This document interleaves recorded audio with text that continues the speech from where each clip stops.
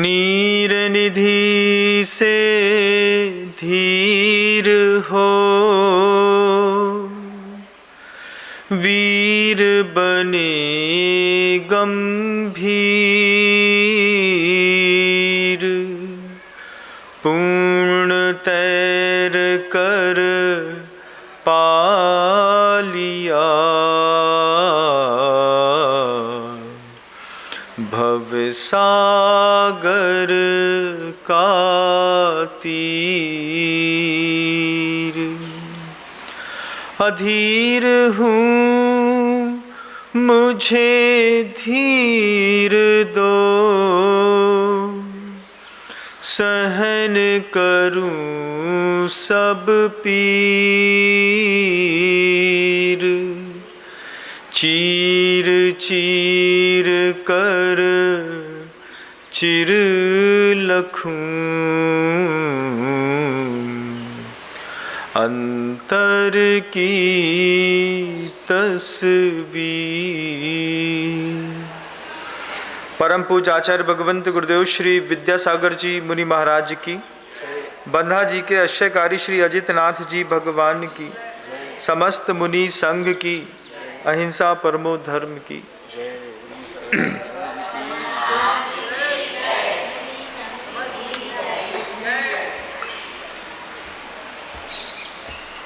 प्रायः करके बहुत गहरी धारणा ऐसी बनी हुई है कि मनुष्य पर्याय बड़े पुण्य के उदय से मिलती है। देखा जाए तो कहीं कहीं सही है भी, लेकिन कहीं कहीं गलत भी है। मनुष्य पर्याय बहुत पुण्य के उदय से मिलती है, ये बात आधी अधूरी है।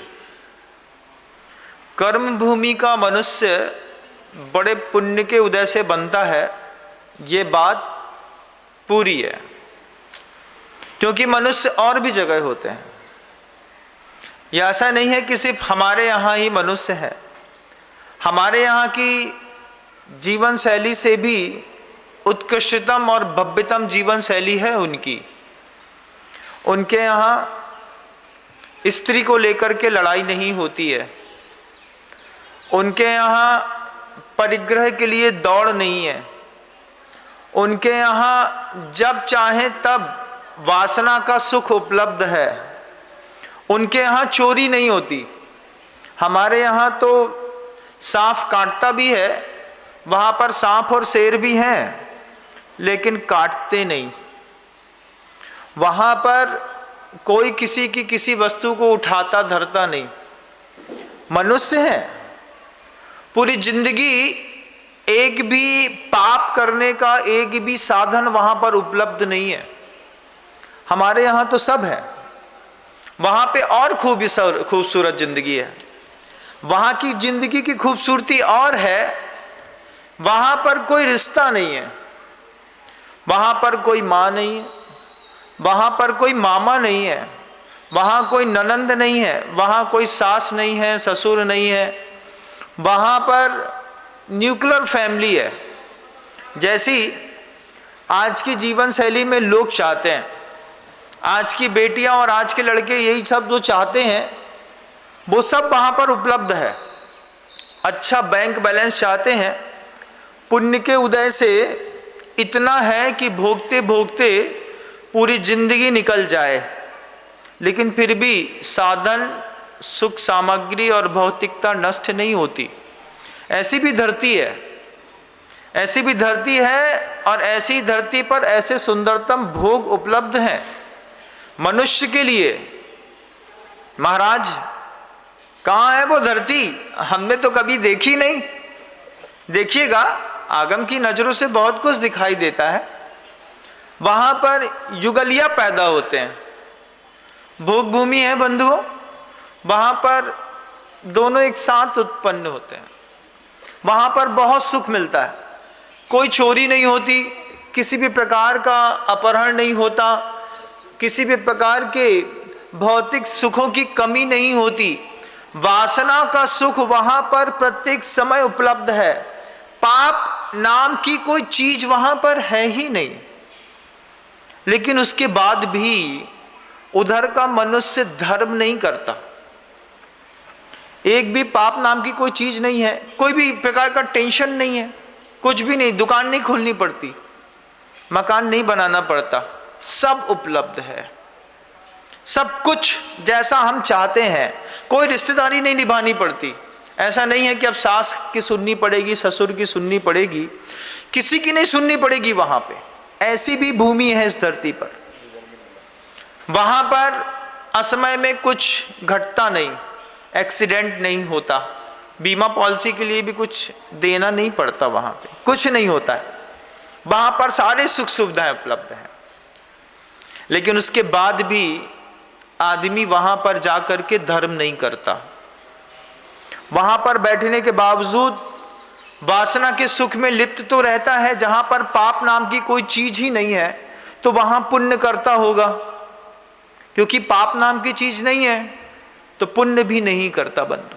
क्योंकि कोई पूछता है, ऐसा किसी ने पूछा गुरुदेव से कि इतनी सुविधाएं उपलब्ध हैं, जब स्त्री है, अपनी परिवार नहीं चलाना, पैसा नहीं कमाना, भोग भोगने के साधन उपलब्ध हैं, सारी चीजें वहां पर हैं, उसके बाद जब पाप नाम की वहां पर चीज ही नहीं है, उसके बाद जीव वहां पर जाकर के मनुष्य पर्याय को प्राप्त करके धर्म क्यों नहीं करता? क्यों वहां पर जाकर के अपनी मुक्ति की कोई और रास्ते क्यों नहीं खोजता? एकमात्र उत्तर सामने आता है, पदार्थ से परे जाकर के कुछ और देखने की सोच वहां पर है ही नहीं। वहां पर सिर्फ पदार्थ पदार्थ पदार्थ, सिर्फ पदार्थ दिखाई देते हैं बंधु। हम भी इस कर्म भूमि के बहुत सारे अंतर मन में इस तरीके का जीवन जीने का भाव आता है।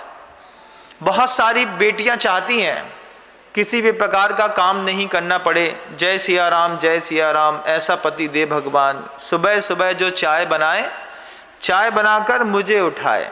आगे का तो आप जानते ही होंगे।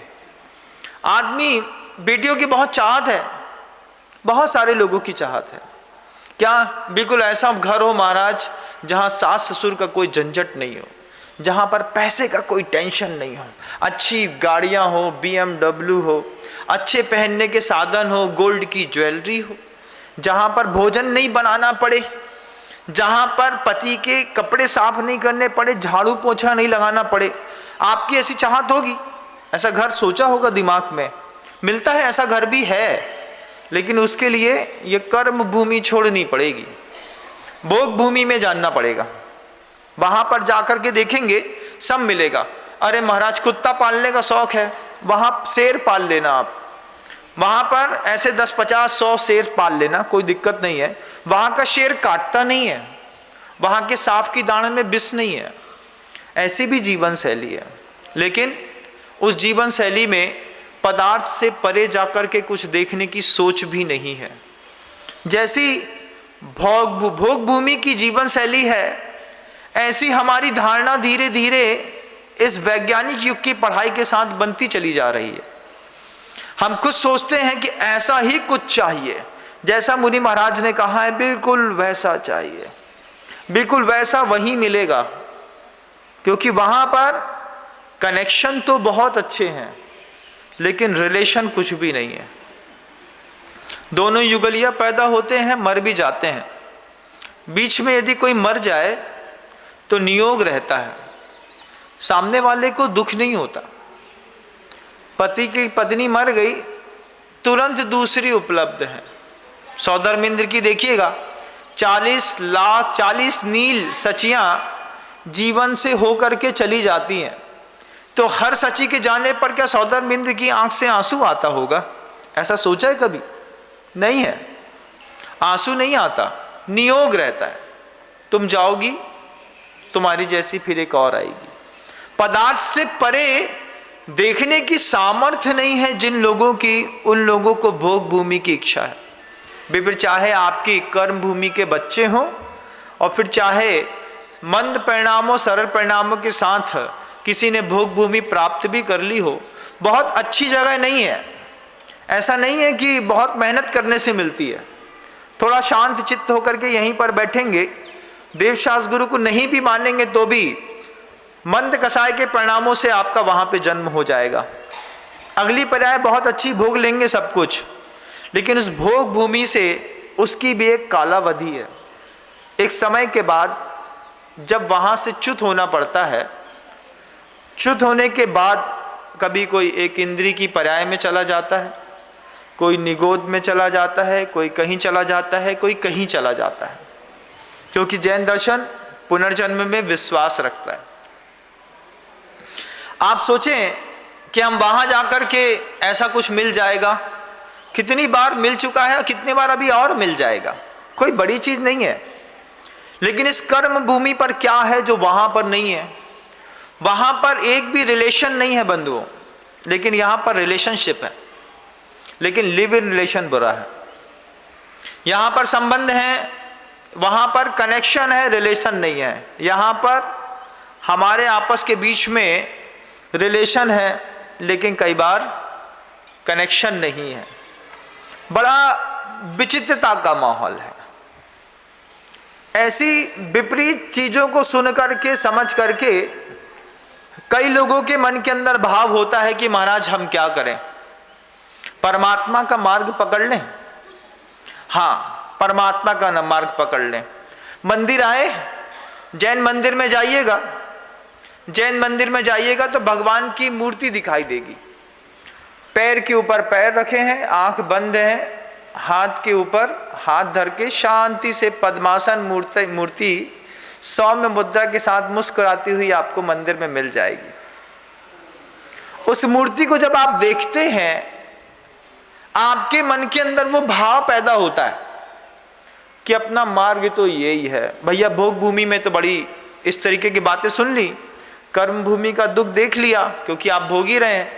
नरकों में भी दुख है, नरकों में भी दुनिया भर के सारे दुख होने के बावजूद जो कर्म भूमि में दुख है वो नरक में नहीं है। कर्म भूमि में क्या दुख है महाराज? कर्म भूमि में कोई भी जितने भी भोग, जब भी आप नरक जाएंगे कभी सोचिएगा, नरकों में दुनिया भर के दुख हैं, लेकिन रिश्तों का कोई दुख नहीं है। कर्म भूमि में हजार सुख होने के बावजूद रिश्तों का दुख आदमी को निरंतर सताता है। वहाँ यहाँ पर रिश्तों की दगाबाजी पल पर मिलती है। नरकों में कोई रिश्तेदार दगाबाज नहीं होता। वहाँ पर जो जैसा होता है बस वैसा ही होता है। अब किसी ने भोग भूमि समझ ली, किसी ने नरकों का दुख भी देख लिया और समझ लिया। कर्म भूमि में बैठा मनुष्य जब दोनों चीज़ों को जान लेता है तो उसकी इच्छा होती है, भैया अरिहंत शरणम पब्बज्जामि। मंदिर चला गया, मंदिर जाकर के भगवान की मुद्रा को देखा, पद्मासन में बैठे हैं प्रभु, सौम्य मुद्रा लेकर के, हल्का सा मुस्कुराता हुआ चेहरा, हाथ पर हाथ धरे, एक हाथ के ऊपर हाथ धर करके बैठे हैं। अब वो बालक, आप जैसे लोग उस बात को मान जाते हैं, मैं तो मानता ही नहीं उस बात को। किसी ने कह दिया हाथ पर हाथ धरने का मार्ग है अपना मोक्ष का, बिल्कुल गलत बात है। परमात्मा का मार्ग हाथ पर हाथ धर के बैठने का जीवन में है ही नहीं। ये तो उस आत्मा की अंतिम अवस्था का परिणाम है जब वो हाथ पर हाथ धर करके बैठे। परमात्मा का मार्ग पराक्रम और पुरुषार्थ का है, इस बात को कभी भूल मत जाइएगा। भगवान की मूर्ति देखिएगा पद्मासन में बैठी हुई, लेकिन ये मत सोचिएगा कि हाथ पर हाथ धरकर बैठ जाने से हमारा मोक्ष मार्ग बन जाएगा। ये हाथ पर हाथ धर करके बैठ जाने से कोई भगवान नहीं बन जाता। क्या हुआ? हाथ के काम बंद कर दिए महाराज, ऐसे बैठे हैं, हाथ के काम बंद कर दिए तो भगवान बन गए। ऐसा होता है क्या? नहीं होता। आचार्य भगवंत कहते हैं हाथ के काम बंद कर देने से कोई भगवान नहीं बनता, मन के काम बंद कर देने से लोग भगवान बनते हैं।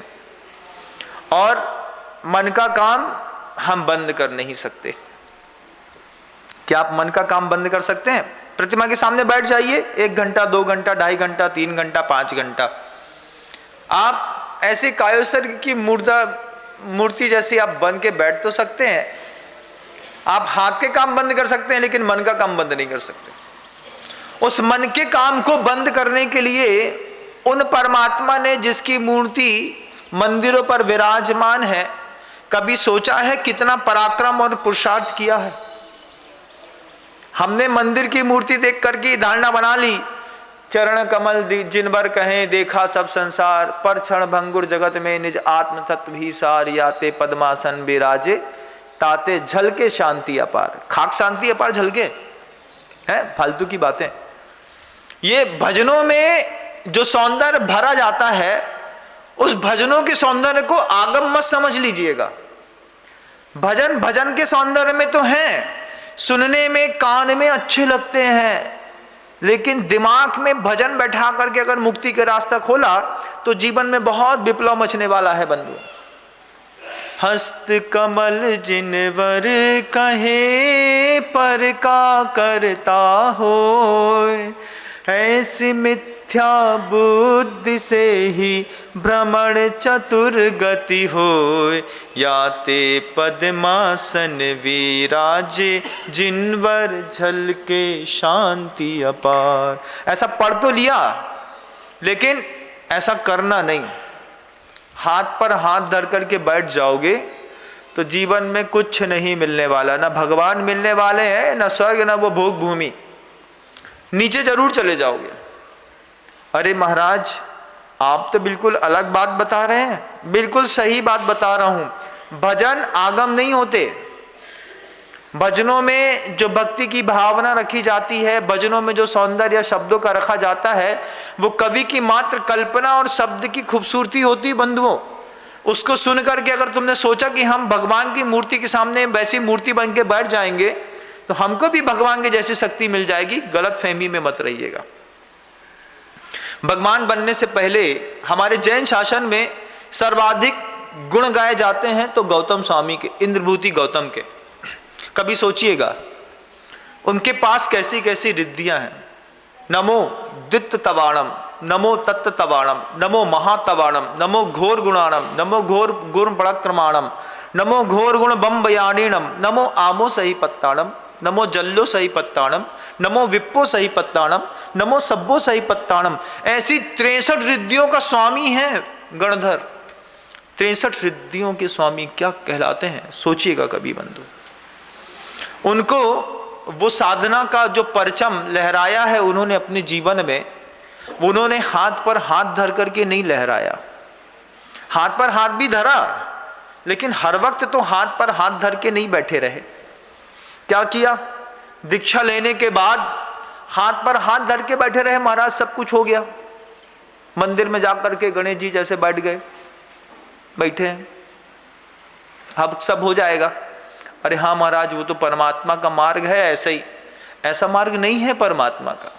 जैन शासन में पराक्रम और पुरुषार्थ की कीमत है। जैन शासन में हाथ पर हाथ धर करके बैठने वाले किसी व्यक्ति की कीमत नहीं है, साधु की भी कीमत नहीं है। साधु भी पराक्रमी और पुरुषार्थी अच्छा लगता है।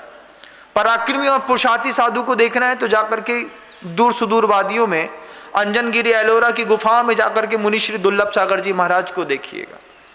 वो रिद्धि जिस ताकत से पैदा होती है, उस रिद्धि को प्राप्त करने के लिए जिस तरीके का पुरुषार्थ किया जाता है, मुनि श्री दुर्लभ सागर जी महाराज को जाकर के देखिएगा। एक आहार एक उपवास निरंतर करते हुए जो साधक 23-22 घंटे मौन को स्वीकार करता है, अंदर अपने लिए काम करता है।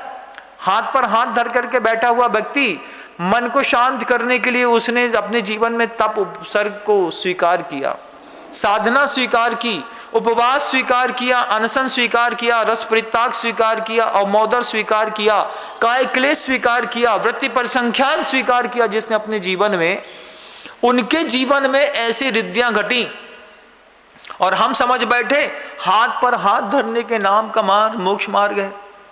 ये भ्रांतियां कुछ लोगों के द्वारा किसी के मनों में घुसा दी गई होंगी। शब्दों को सुन करके निकाल लीजिएगा। भजनों का सौंदर्य आगम का सौंदर्य नहीं है।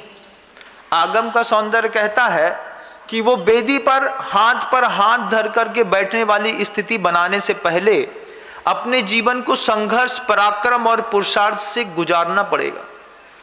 वो कौन सा बल था कि गज कुमार मुनि महाराज पहले दिन अपने उस माथे के ऊपर जलती हुई सिगड़ी का घाव सह गए? वो कौन सा बल था जिससे सुकुमार और सुकौशल स्वामी ने व्याघ्री तन को भक्षती रही और चुपचाप शांत मुद्रा में बैठे रहे?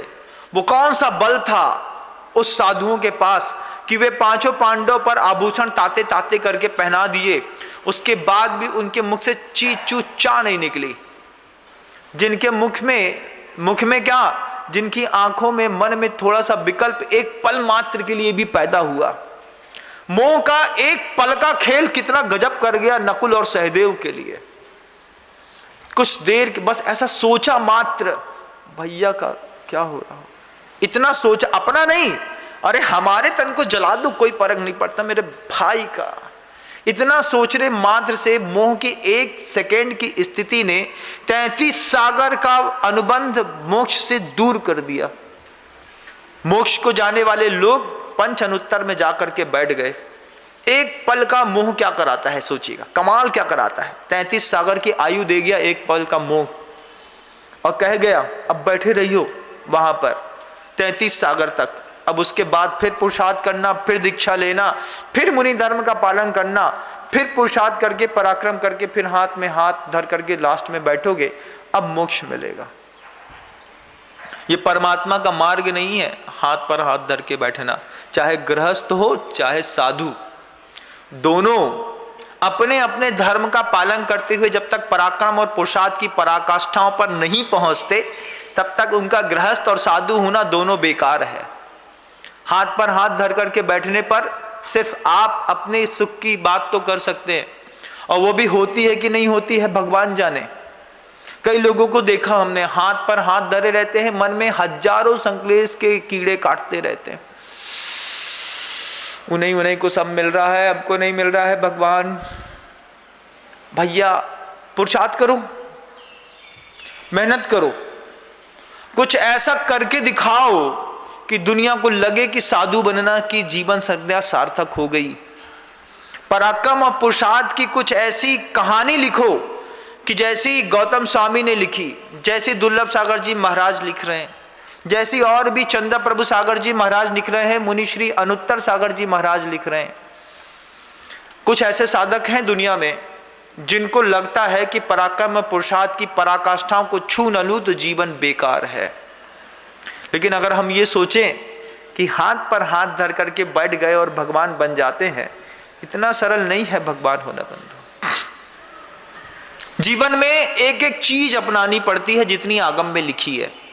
अनशन, अवमोदर, वृत्ति परिसंख्यान, रस परित्याग, काय क्लेश, विविक्त संयासन, बाह्यम तपः, ये 6 तप बाहर के जीवन को बाहर से श्रृंगारित करते हैं, और इस श्रृंगारित बाहर की श्रृंगारित देह से अंतरंग में उतरता हुआ आलोचना, प्रतिक्रमण, तदुभय, विवेक, व्युत्सर्ग, तपश्चेत, परिहार और उपस्थापन, इस तरीके के छेदोपस्थापना, चारित्र इत्यादि को स्वीकार करते हुए जब वो ऊपर के उच्चतम स्वर्गों में जाने के लिए अंतरंग से प्रतिपल वो आंख बंद करके बैठा हुआ साधु पुरुषार्थ करता है, आंख बंद करके सोता नहीं है।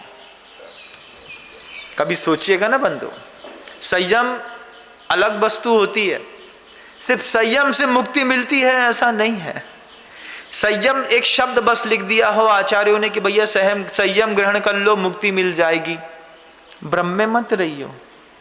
संयम आपकी सिर्फ भूमिका है, उसके बाद जैसे तप की अग्नि में जलना पड़ता है। कितना कठोर होता है चावल का दाना, कितना रुक्ष सी लगती है वो राहर की, तुअर की, मूंग मोठ की दाल, लेकिन उसी चावल में, उसी दाल में जब आप थोड़ा सा पानी और आग दोनों के ऊपर चढ़ा देते हैं तो कठोर दिखने वाले वे भोज्य पदार्थ मक्खन के जैसे मुलायम हो जाते हैं। जिंदगी भी है ऐसी हमारी और आपकी, इनको तप की आग में चढ़ाने के बाद ये जिंदगी मक्खन के जैसी मुलायम हो जाती है बंधुओं। सिर्फ संयम संयम संयम शब्द मुख से कहने मात्र से कोई संयमी बनता नहीं। तप की आग में तो इस बर्तन को चढ़ाना ही पड़ता है। झाड़म हवै यज्ञ तव रणम बत्तली समक खादो, जीवो हवै लोहम धमितब्बो परम जोगे हिम, आचार्य कुंद कुंद भगवंत ने समय सार ग्रंथराज में इस बात को कहा है। ध्यान की अग्नि जलाने पर जो नष्ट होता है वो बाहर के पुरुषार्थ से नष्ट नहीं होता, लेकिन ध्यान की अग्नि किसकी जलती है? कौन जला पाता होगा ध्यान की अग्नि? ये ऐसा दीक्षा लेकर के बैठ गए, ऐसे में मंदिर के सामने जाकर के मंदिर के अंदर बैठ गए, बढ़िया पंखा चालू कर लिया, ऊपर नीचे डिओड्रेंट लगा करके नहा धो करके बिल्कुल ठंडा होकर के बैठे हैं और सोच रहे हैं तब कि ये ध्यान की अग्नि। ऐसा नहीं होता। ध्यान की अग्नि किसकी? कि वो जो पर्वत की शिला पर जाकर के गर्मी पर बैठ करके अपने आप को उपवास के माध्यम से सुखा करके और सूर्य की तरफ मुख करके बैठ करके आत्मस्थ हो रहे हैं, जिसके लिए सूरज की किरणों की अग्नि की कोई कीमत नहीं है, जो अंदर ध्यान की अग्नि जला करके फिर ऐसी रिद्धियों को उत्पन्न करते हैं। हम सबसे पहले ऊपर एक छत्रपति चालू कर देते हैं, भैया 5 नंबर में चलाइयो, काहे कि पसीना बहुत आ रहा हो। उसके बाद ध्यान की अग्नि में वैसे बैठे हैं, नींद लग रही है कि कुछ मिल रहा है, पता नहीं चलता। परमात्मा का मार्ग हाथ पर हाथ धर करके बैठ करने का नहीं है, पंखा चालू करके सोने का भी नहीं है। बंधु, इस बात को भी ध्यान रखिएगा, ध्यान रखिएगा। सिर्फ बातों के जमा खर्ची जीवन में फल और फूल तो फूल तो सकते हैं, लेकिन फैल नहीं सकते। फैलने वाले साधक कुछ और ही होते हैं, उनका अद्भुत वैभव रहता है। बंधुओं, हमारे मन के अंदर प्रभु जी को देखने से पहले, मूर्ति को देखने से पहले उनका अतीत देखिएगा। कितने उग्रतम तपों में से हर एक तप की अग्नि से जिन्होंने अपने शरीर के साथ साथ उस आत्म तत्व को भी मांझा है। रिद्धियां ऐसे पैदा नहीं हो गई हैं, ऐसा नहीं हो गया है कि उनके शरीर से छूती हुई वायु निकल करके पीछे वाले इंसान के रोग दूर कर दे। ऐसा अपने आप नहीं होता, इनके लिए कुछ महती तपनीय पुरुषार्थ करने पड़ते हैं। उस तप के पुरुषार्थ के लिए आदमी को क्या भूमिका बनानी पड़ती है, कभी आप भी सोचिएगा। जिनको मुक्ति के रास्ते पकड़ने हैं उनके लिए भी, और जिनको अपने जीवन में भी रह करके सफल होना है उनके लिए भी, ये जो भावनाएं हैं, पूज्य गुरुवर से पूछा कि अगर सफल होना है उस तरीके का, जिस तरीके का अरिहंत परमेष्टि है, तो क्या करना चाहिए। तब आचार्य श्री जी शाम को शांत बैठ करके सिर्फ एक ही बात कह रहे थे, प्रभु ने किसी भी काम के लिए खुद को जिम्मेदार माना। आप भी जिस दिन अपने आप को जिम्मेदार मानने लगेंगे उस दिन आप भी सफल हो जाएंगे। हम क्या करते हैं अपने लौकिक जीवन में, अभी देखिएगा, हम मार्क्स में थोड़ा सा कम मार्क्स आ गया, हम एक्सक्यूज़ देते हैं। क्या एक्सक्यूज़ देते हैं? महाराज कोरोना के बाद से बहुत गड़बड़ हो गई, शरीर काम नहीं करता, दिमाग काम नहीं करता, ऐसा होता है वैसा होता है, फिर बुखार आ गया था, फिर पापा की तबीयत खराब हो गई थी, दुकान में काम था। ये एक्सक्यूज़ देने वाले लोग जो ये कहते हैं कि हम इस कारण सफल नहीं हो पाए, गुरुदेव कहते हैं परमात्मा ने कभी किसी को जिम्मेदार नहीं कहा। उसने कहा जो भी हुआ सिर्फ हमारे कारण हुआ। कभी आप अपने जीवन को जब डेवलपमेंट की एक्सट्रीम ऊंचाइयों तक लेकर के जाना हो तो कभी इस रूल्स को अपना के देखिएगा, दूसरे के ऊपर जिम्मेदारी थोपने का काम आज से हम बंद कर देते हैं। एक्सक्यूज देना बंद करिए। आप लेट हो गए, ये मत बोलिए, बहानेबाजी मत बनाइए कि अरे महाराज जी क्या बताएं, आ रहे थे रास्ते में टायर पंचर हो गया। टायर पंचर हो गया, लेकिन अगर सोच लिया कि हमें उस समय पर वहां तक पहुंचना है तो आपको दुनिया का कोई व्यक्ति पहुंचा देता। लेकिन आप खुद अपने आप से जब झूठ बोलते हैं तब जिंदगी बस ऐसी, जैसी आप उथल हापाधापी में जी रहे हैं, ऐसी जीते जीते पूरी जिंदगी निकल जाती है। आपके लिए गुरुदेव कहते हैं सेल्फ डिसिप्लिन भी कोई चीज होती है। सेल्फ डिसिप्लिन, स्व अनुशासन क्या है कि आप सोचिएगा, मैं आपको कुछ बताऊं, शिविर लगा करके आपसे बोलूं कि सुबह 5 बजे योगा करना है, उसके बाद स्नान ध्यान करना है, फिर अशांति धारा करना है, अभिषेक करना है, पूजन करना है, फिर स्वाध्याय करना है, फिर एक आसन करना है, फिर उपवास करना है, फिर अनशन करना है, रस परित्याग करना है, शाम को ध्यान करना है, माला फेरनी है। हम आपको जितना भी गाइडेड कर दें, आप बिल्कुल वैसे ही रहेंगे जैसे किसी गाय को कोई बरेदी चरा रहा है। गाय को बरेदी चराने वाला बस है, भैया आप जितना चराओगे हम उतना चल लेंगे। फिर गाय, बकरी क्या है, कैसी है, बकरी को कितना भी पेट भर के खिला दो, पत्ती सामने धरो तो तुरंत मुंह मारती है, एक लंबी सी जीभ निकलती है, चट्ट से पत्ती अंदर करती है। आप अपनी स्थिति को खुद सुधारिएगा। कैसे सुधारना है मुझे महाराज? पर्वराज पर्युषण के 10 दिन आपके जीवन में सौंदर्य विकसित करने के लिए आ रहे हैं। अपने आप को साबक समझो ही मत, समझो कि हम दिगंबर मुनि महाराज हैं, और दिगंबर मुनि महाराजों के वो 12 प्रकार के तपों को अपने जीवन को संगारित कर लो, करके देखो कि वो साधु अनशन करते हैं, मुझे भी अनशन करना है। वो उन्नतर करते हैं, मुझे भी कम खाना है। वो मांग के नहीं खाते, मुझे भी मांग करके नहीं खाना है।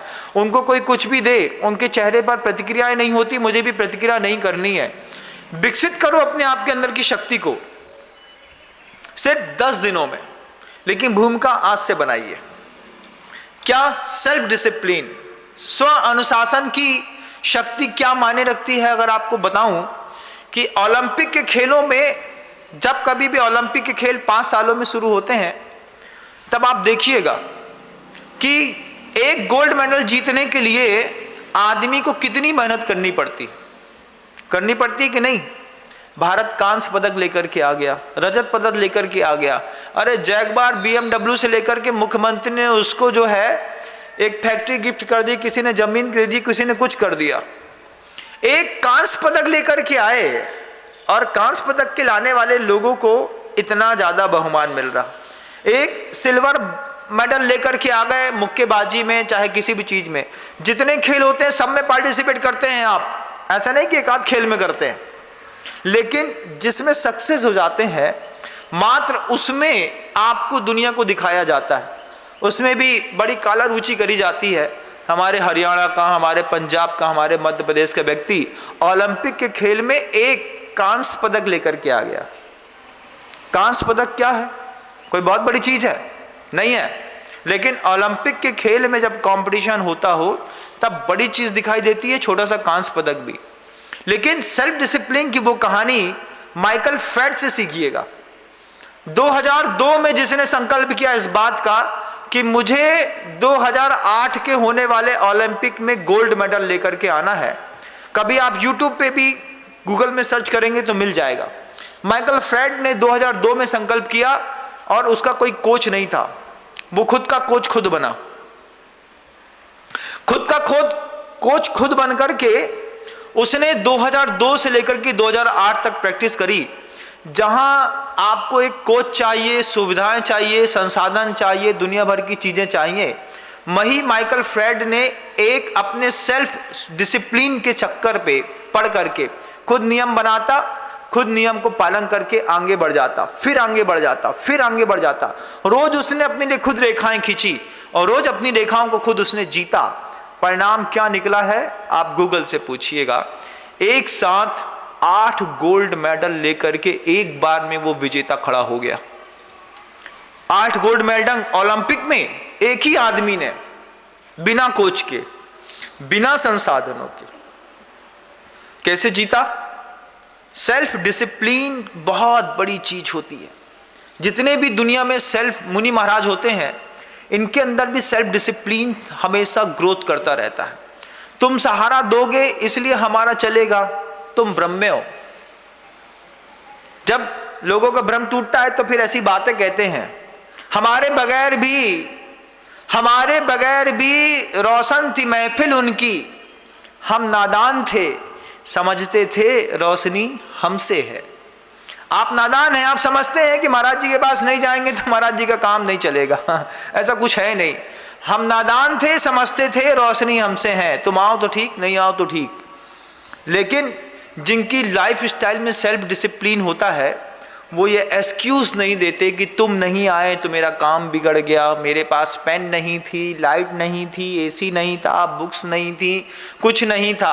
लाने वाले तो अपने आप को खुद का कोच बना करके 8 गोल्ड मेडल माइकल फेल्प्स ने एक बार में लेकर के आ गया। कभी आप सोच सकते हैं, कभी आपकी इतनी इच्छा शक्ति है, सोच सकते हैं कभी कि इतनी साधना जैसी एक दिगंबर साधु करते हैं और खुद के अपनी साधना से खुद को चमत्कार करके बहुत सारी रिद्धियों के स्वामी बन जाते हैं। ठीक ऐसे ही माइकल फेल्प्स ने भी किया। वो लौकिक था, इधर पारलौकिक जीवन शैली है। इधर वो जो 10 लक्षण धर्म आपके जीवन में 19 तारीख से आने वाले हैं, उसके लिए आप अपनी आउटलाइन खुद खींचिए। अभी ठंडा दिमाग है ना, खा पी करके लाइन आउटलाइन खींचिए। पहले दिन पंचमी को मैं उपवास करूंगा, लाइन खींचो अपने लिए खुद, फिर उसको इंप्लीमेंट भी करो। आज मेरा निर्जल उपवास है। फिर निर्जल उपवास होने के बाद अंतर मन में होने वाली पीड़ा और कलह को भी देखो। उस पीड़ा और कलह को देखोगे तब तुमको पता चलेगा कि एक उपवास करने पर शरीर में किस किस तरीके की प्रतिक्रियाएं हो रही हैं। फिर उन साधु की कीमत पता चलेगी जो साधु निरंतर एक आहार एक उपवास, एक आहार एक उपवास करते ही रहते हैं बंधुओं। हमारे यहाँ खुद बंदा जी सहकारी क्षेत्र पे पूज्य मुनिश्री निर्मल सागर जी महाराज, जून के महीने से उन्होंने निरंतर एक आहार एक उपवास शुरू किया है। बीच में अंतराय हो गए, बीच में थोड़ी सी शारीरिक प्रतिकूलताएं हो गई। कहा भी मैंने कि 2-4 दिन आहार कर लो। बोले महाराज धारा एक बार चल पड़ी है सो चुपचाप चलने दीजिए। ऐसे ही दुर्लभ सागर जी महाराज, ऐसे ही निर्मल सागर जी महाराज, मुनिश्री चंद्र प्रभ सागर जी महाराज कैसे साधक हैं। इनकी कीमत तो तब पता चलेगी जब हम जीवन में एक दिन उपवास करके निर्जल देखेंगे, तब पता चलेगा अपने आप को सेल्फ डिसिप्लिन में रखना कितना कठिन होता है। माइकल फेल्प्स से पूछिएगा, उससे पूछे कभी जाकर के कि तैराकी में 8 गोल्ड मेडल तुम बिना कोच के कैसे ले आए। वो एक ही चीज बोलता है, जिसके जीवन में स्व अनुशासन है उसको जीवन में किसी की भी जरूरत नहीं है। और जिनके जीवन में स्व अनुशासन नहीं है उनको कितनी भी सुविधाएं दे दो, लग्जीरियस बेहतरीन एक लाइब्रेरी दे दो, एसी दे दो, गाड़ी दे दो, बैंक बैलेंस दे दो, अच्छा कोच दे दो, लेकिन जिसको सेल्फ डिसिप्लिन में जिसकी जिंदगी है ही नहीं, उसको सब कुछ सुविधा देने के बाद भी वो रिजल्ट 0 देता है। आपके बच्चे पढ़ते हैं ना बाहर, वो बोलते हैं मम्मी 40,000 रुपये फीस भरना है। हम किराने की दुकान से कमा करके उनको फीस भर देते हैं ना। बच्चे रिजल्ट क्या देते हैं आउटपुट पे? 25%, 28%, 32%, 45%, 55%। टॉपर्स क्या करते हैं? 99.91%। उनसे तुम्हारा बच्चा कहाँ लग रहा है? 45% वाला कहीं नहीं लग रहा महाराज। क्या कोच गड़बड़ है? नहीं। क्या कोच के बाद कोई इंस्टीट्यूट अलग अलग है? एक ही इंस्टीट्यूट से निकला बच्चा है, एक ही मास्टर पढ़ाता है, एक ही माहौल में पढ़ाता है। लेकिन सेल्फ डिसिप्लिन वाले जो बच्चे होते हैं वो एक बार में अपना पूरा का पूरा जबरदस्त आउटपुट देते हैं। आप अपनी जिंदगी में अपने कर्तव्य को कितना आउटपुट देते हैं? बिजनेस करते हैं और फिर आकर के जब ये बोलते हैं कि महाराज बिजनेस सक्सेस नहीं है। बिजनेस सक्सेस नहीं है कि आपने जो अपनी धारणाएं बनाई हैं वो धारणाएं सक्सेस नहीं है। सेल्फ डिसिप्लिन में रहिए। कभी दुकान 8 बजे खुलती है, कभी 9 बजे, कभी 10 बजे, कभी 11 बजे, जब मर्जी होती है खोलते हैं, जब मर्जी होती है बंद कर देते हैं। डिसिप्लिन 9 बजे खुलेगी, रात को 9 बजे बंद होगी, 12 घंटे की ड्यूटी है। देखिए कैसे सक्सेस नहीं होते। अरे महाराज जी क्या बताएं, घर के बहुत सारे काम रहते हैं। भैया तो काम तो जिंदगी में सबके घर में लगा हुआ है, ऐसा नहीं कि सिर्फ आपके घर में ही लगा हुआ है। लेकिन जिनके घरों में सेल्फ डिसिप्लिन वाली भावना रहती है वो हमेशा सक्सेस है। पहली चीज क्या बताई थी मैंने ऊपर उठने का? अपनी जिम्मेदारी खुद लीजिए। दूसरी चीज है हमेशा स्व अनुशासन में रहिए। सुबह सो करके उठ करके पहले अपने लिए पेपर वर्क करिए, खुद के लिए लिखिए। अभी मुझे मंदिर जाना है, आज मुझे उपवास करना है, एकासन करना है, टारगेट अचीव करना है, 5 लेसन पढ़ने हैं, मुझे कोर्स कंप्लीट करना है।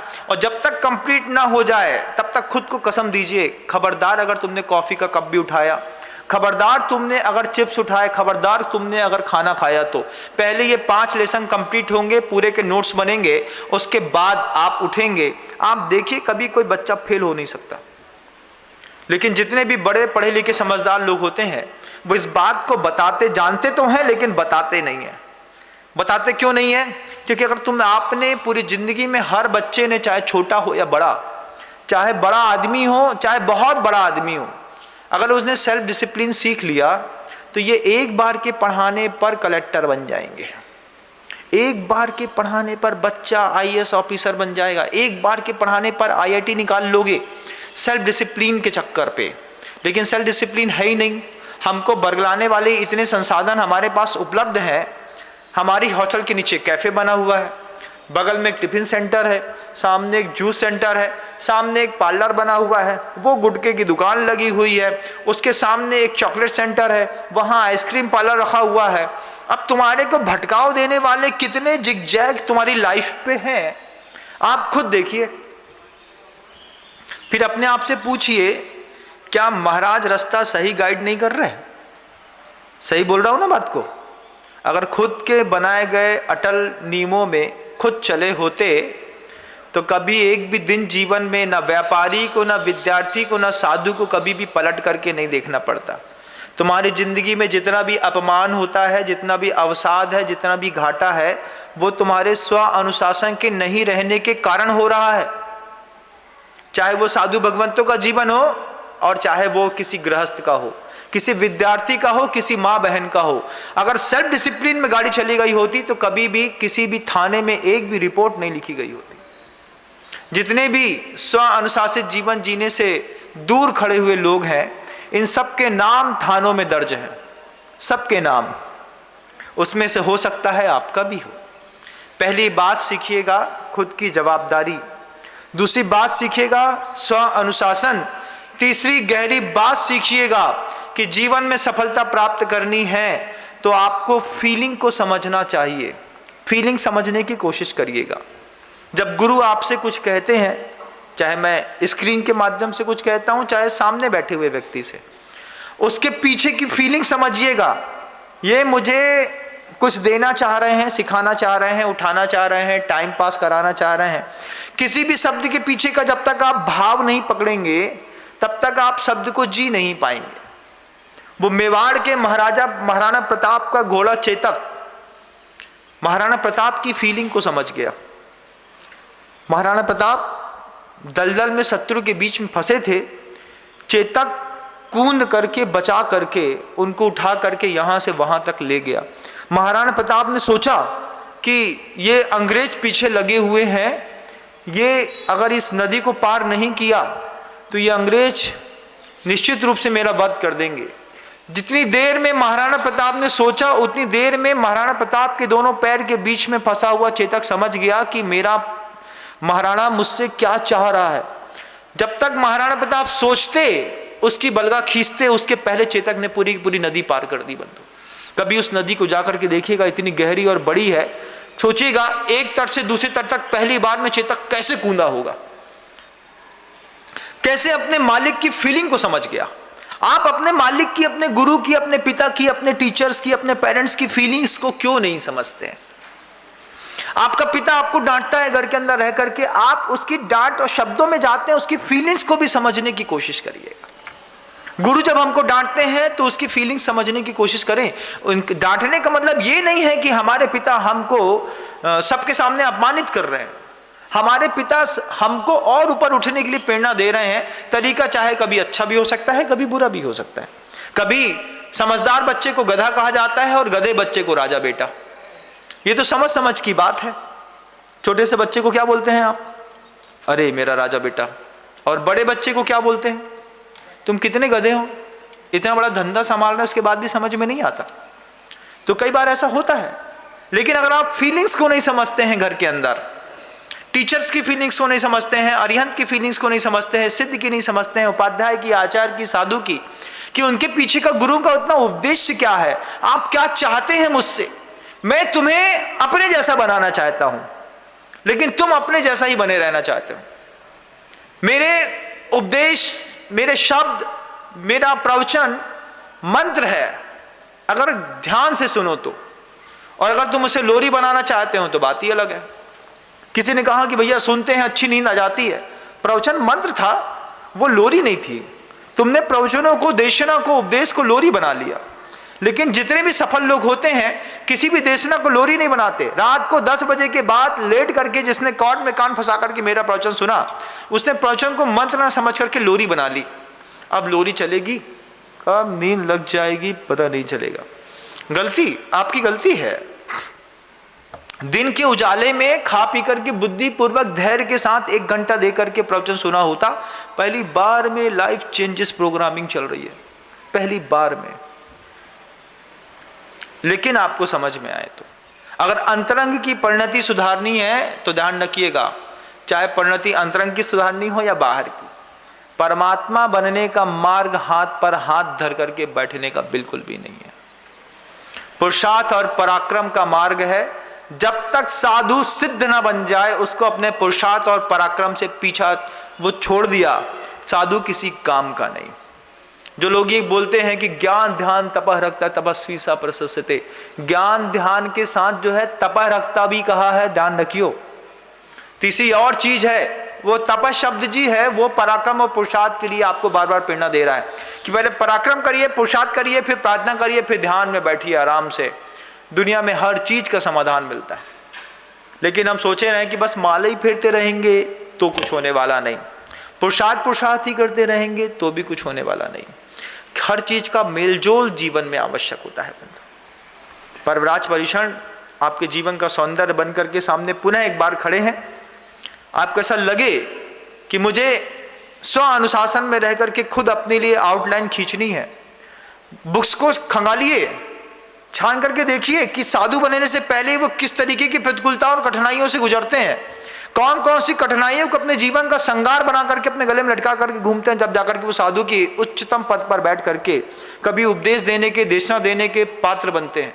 उन कठिनाइयों को 10 दिन अपने जीवन में जीने का प्रयास करिए। वो कठिनाइयां नहीं है, वो जीवन का ऐसा अप्रतिम सौंदर्य है कि जिसमें होकर के आप एक बार गुजर गए, फिर आपको लगेगा कि कितना सुकून मिलता है वास्तव में ऐसा करने पर। जो लोग उपवास के नाम पर थर-थर कांपते हैं, उपवास, अरे भगवान हमसे ना हुई है, ऐसा नहीं। उपवास का संकल्प करिए। उपवास का संकल्प करने के बाद कसम खा लीजिए इस बात की, कुछ हो जाए, सिर दर्द करे, पेट दर्द करे, उल्टी होए, नींद आए नहीं आए, उपवास तो करेंगे। 24 घंटे बिना सिर दर्द हो रहा है, चाय नहीं मिली, सिर दर्द है, महाराज उपवास तो कर ले, बस 1 कप चाय, आधी कप, 1 प्लेट मिल जाए, बस 1 प्लेट में फिर सब सज जाएगा। प्रयोग करके देखिए बंधुओं, कैसे प्रयोग किए जाते हैं कि प्रयोग में आपको अनुभूत होगा कि जिस दिन आपने एक दिन उपवास का संकल्प कर लिया, उपवास के संकल्प के साथ, भले बेचैनी के साथ, भले प्रतिकूलताओं के बीच में आपका पूरा दिन निकल गया, महाराज किसी चीज में मन नहीं लग रहा है, सिर दर्द दे रहा है, भूख भूख, रोटी रोटी, दाल चावल सब दिखाई दे रहा है, दिखने दीजिए। पूरा दिन पूरी रात निकालिए, सुबह जाइए, पूजन अभिषेक शांति धारा इत्यादि करने के बाद जब आप पारणा कर लेंगे, पारणा करके जब आप पेट में पूरा भोजन द्रव्य भर लेंगे, तब भी आपको उपवास की संतुष्टि नहीं मिलेगी।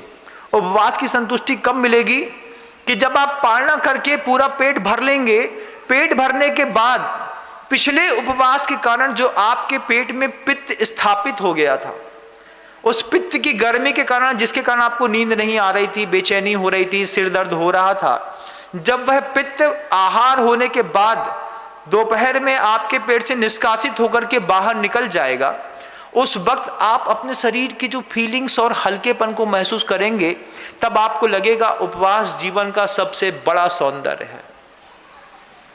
हम अभ्यास नहीं करते हैं, इसलिए चीजें भारी लगती हैं। आचार्यों ने कितनी सुविधाएं दी, उपवास नहीं कर पाओ तो रस परित्याग कर दो, एक दिन नमक न मिले, एक दिन दूध, एक दिन शक्कर, एक दिन गुड़, एक दिन घी, एक दिन तेल, एक दिन दही, 6-7 दिन बांट दिए।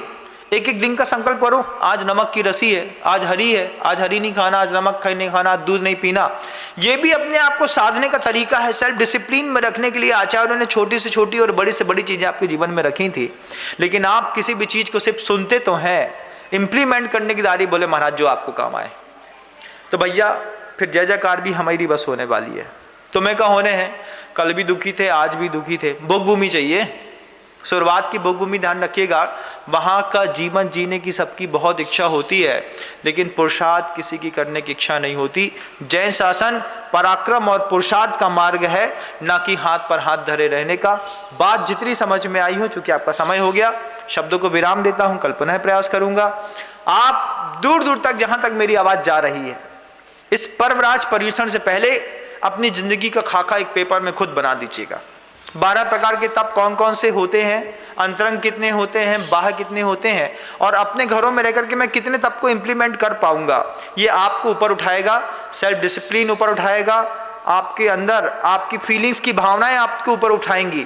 घर के अंदर भी आप देखिएगा, महाराणा चेतक ने उसकी बात समझी, लेकिन आप अपने परिवार की, साधुओं की, माँ जिनवाणी की बात को, फीलिंग्स को अंदर से समझ नहीं पा रहे हैं। आपकी अवनति का ये भी एक बहुत बड़ा कारण है। अपने आप उठा पाए। शब्दों को विराम देता हुआ गुरुदेव श्री विद्यासागर जी महाराज जी। जा वाणी के ज्ञान से सूझे लोकालोक, सो वाणी मस्तक नमो सदा देत हूँ दो। हे जिनवाणी भारती तो है जपो दिन रैन, जो तेरी शरणा गहे सो पावे सुख।